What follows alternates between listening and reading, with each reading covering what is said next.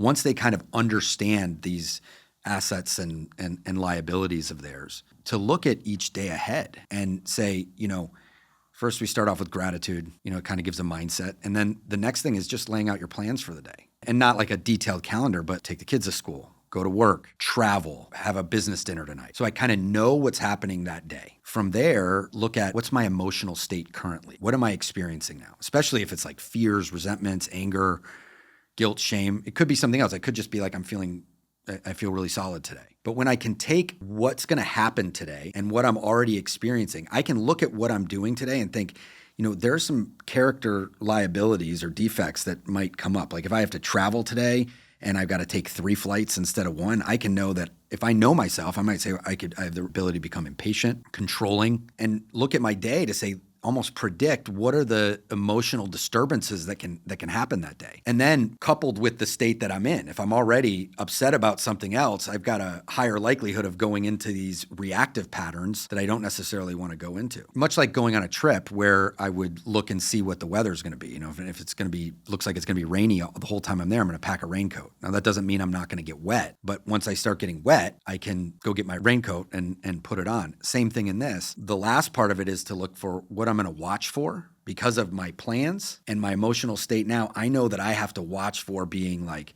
maybe short or controlling. I want to watch for these character defects or liabilities. And then what do I want to strive for?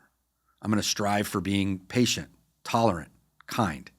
Now, just because I write this down, just like the rain jacket, doesn't mean I'm not going to experience these things. But when I can look at like a day as an example, I can break it down and in a chunk where I'm not going to be shocked by I'm being impatient.